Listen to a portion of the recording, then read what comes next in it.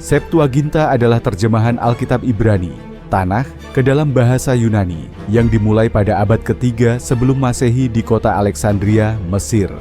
Proses penerjemahan ini memiliki dampak yang signifikan, tidak hanya bagi komunitas Yahudi Helenistik, tetapi juga bagi sejarah agama Kristen dan Islam. Untuk memahami kaitan Septuaginta dengan Islam, kita perlu menelusuri sejarah pembentukannya, pengaruhnya dalam dunia Kristen, serta bagaimana tradisi ini dihubungkan dengan pandangan Islam terhadap kitab-kitab suci. Nama Septuaginta berasal dari bahasa Latin yang berarti 70, merujuk pada legenda bahwa 72 penerjemah Yahudi yang bekerja secara terpisah menghasilkan teks yang identik dalam proses penerjemahan Tanakh ke bahasa Yunani. Legenda ini dijelaskan dalam surat Aristeas, sebuah dokumen Yahudi yang menggambarkan Raja Mesir Ptolemaios kedua Filadelfos yang berkuasa antara tahun 285 hingga 246 sebelum Masehi, meminta agar Taurat diterjemahkan ke dalam bahasa Yunani agar dapat dimasukkan ke dalam perpustakaan besar Alexandria. Pada awalnya, Septuaginta hanya mencakup Taurat, 5 kitab pertama dari Alkitab, Kejadian, Keluaran, Imamat, Bilangan, dan Ulangan. Namun kemudian diterjemahkan juga kitab-kitab lainnya dalam Tanakh, termasuk kitab para nabi dan tulisan-tulisan lainnya. Terjemahan ini menjadi sangat penting bagi komunitas Yahudi diaspora di dunia Helenistik yang sudah tidak lagi berbicara bahasa Ibrani secara umum, tetapi menggunakan bahasa Yunani sebagai lingua franca. Septuaginta memiliki pengaruh besar terhadap munculnya kekristenan karena merupakan teks yang digunakan oleh komunitas Yahudi Helenistik, termasuk orang-orang Yahudi yang menjadi pengikut Nabi Isa di awal abad pertama Masehi. Dalam Perjanjian Baru, sebagian besar kutipan dari Tanakh berasal dari Septuaginta, bukan dari teks Ibrani asli. Hal ini menunjukkan bahwa komunitas Kristen perdana, termasuk para rasul, menggunakan Septuaginta sebagai teks otoritatif mereka. Ketika kekristenan berkembang di dunia Romawi, Septuaginta menjadi kitab suci bagi orang-orang Kristen yang tidak berbicara bahasa Ibrani. Oleh karena itu, dalam teologi Kristen, Septuaginta memiliki posisi penting dalam mendefinisikan bagaimana orang Kristen memandang hubungan mereka dengan agama Yahudi dan bagaimana mereka memahami nubuatan mesianis yang mereka yakini telah digenapi oleh Nabi Isa. Namun, pada abad-abad selanjutnya, komunitas Yahudi mulai menjauh dari Septuaginta, terutama karena perbedaan-perbedaan terjemahan yang ada dalam Septuaginta dibandingkan dengan teks Ibrani yang dianggap otoritatif oleh para rabi. Masoret atau para ahli Taurat Yahudi kemudian mengembangkan versi standar dari Alkitab Ibrani yang dikenal sebagai teks Masoretik yang berbeda dalam beberapa hal dari Septuaginta. Hubungan Islam dengan kitab-kitab terdahulu. Dalam Islam, terdapat pengakuan terhadap kitab-kitab suci sebelumnya yang diwahyukan kepada para nabi sebelum Muhammad, termasuk Taurat yang diturunkan kepada Musa, Zabur yang diberikan kepada Daud, dan Injil yang diwahyukan kepada Isa. Ayat-ayat dalam Al-Quran menyebutkan kitab-kitab ini sebagai bagian dari wahyu ilahi yang diberikan kepada umat manusia. Tetapi Islam juga menegaskan bahwa teks-teks ini telah mengalami perubahan atau penyimpangan selama berabad-abad. Misalnya, dalam Al-Quran disebutkan, sesungguhnya kami telah menurunkan kitab Taurat. Di dalamnya ada petunjuk dan cahaya. Quran Surah Al-Ma'idah ayat 44. Septuaginta sebagai terjemahan Yunani dari Taurat dan kitab-kitab nabi lainnya dapat dilihat sebagai salah satu bentuk kitab-kitab terdahulu yang diakui dalam Islam. Meskipun dalam pandangan Islam, versi asli kitab-kitab tersebut telah mengalami distorsi seiring waktu. Distorsi teks dan pengaruh teologi Islam. Menurut pandangan Islam, teks-teks suci Yahudi dan Kristen, termasuk Septuaginta, telah mengalami tahrif, distorsi atau penyimpangan, baik dalam bentuk perubahan teks maupun dalam penafsiran. Sebagian besar ulama Islam setuju bahwa kitab-kitab terdahulu pernah diwahyukan oleh Allah Subhanahu wa Ta'ala, tetapi manusia telah menambahkan atau mengurangi isi teks-teks tersebut. Al-Quran menyebutkan, maka celakalah orang-orang yang menulis Alkitab dengan tangan mereka sendiri. Lalu mereka berkata, ini dari Allah Subhanahu wa Ta'ala untuk menjualnya dengan harga murah. Quran Surah Al-Baqarah ayat 79.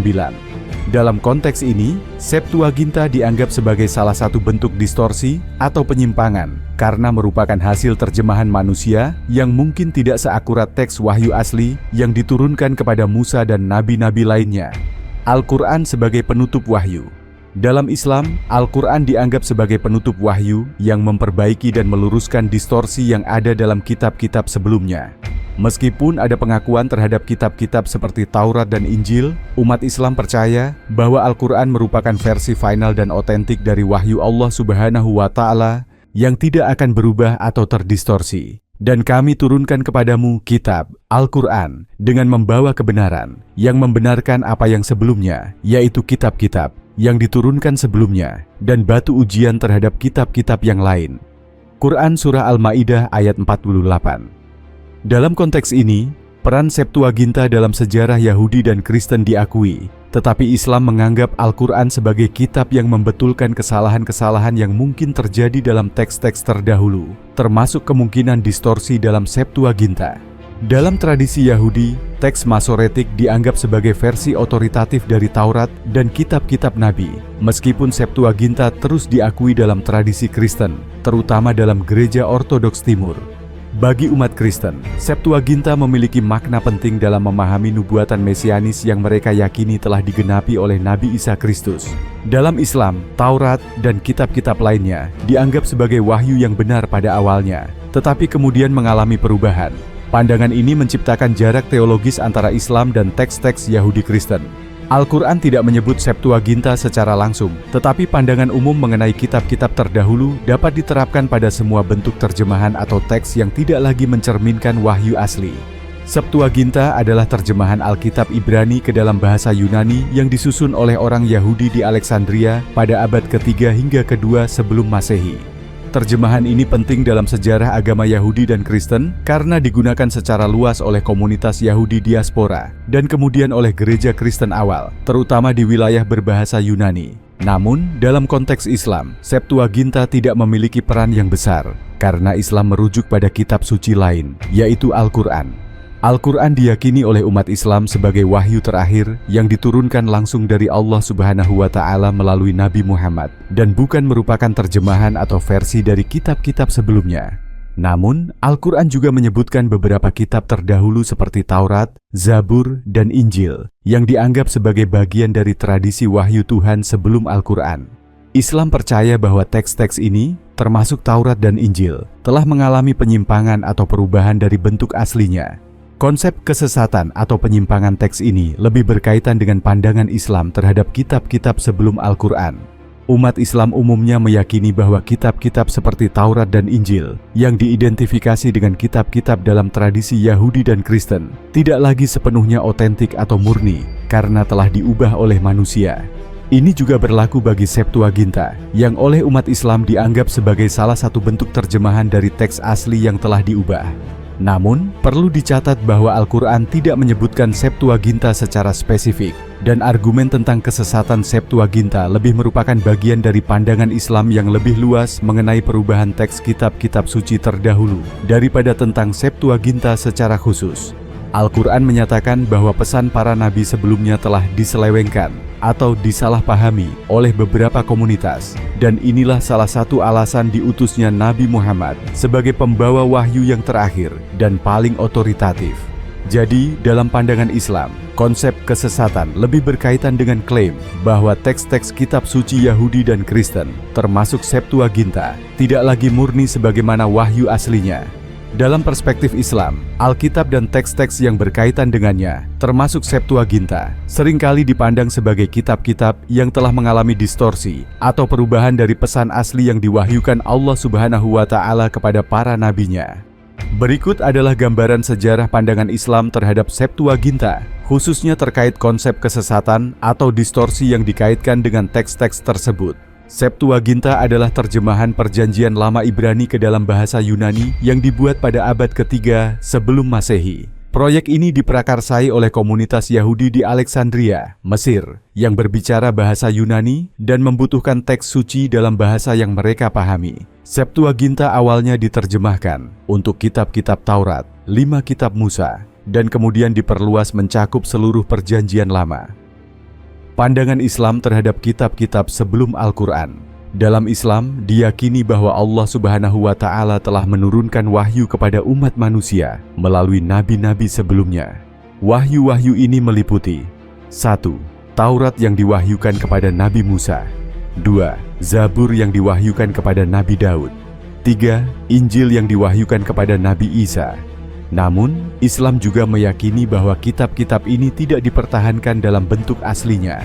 Al-Quran menyebutkan bahwa kitab-kitab tersebut telah mengalami distorsi atau tahrif oleh tangan manusia, baik secara fisik, teks yang diubah, maupun secara makna, interpretasi yang menyimpang. Al-Quran memperingatkan bahwa para ahli kitab telah merubah isi wahyu yang sebenarnya demi keuntungan duniawi. Menurut perspektif Islam, Septuaginta dianggap sebagai salah satu dari banyak versi teks yang telah mengalami perubahan dari wahyu asli yang diberikan kepada Nabi Musa dan nabi-nabi lainnya.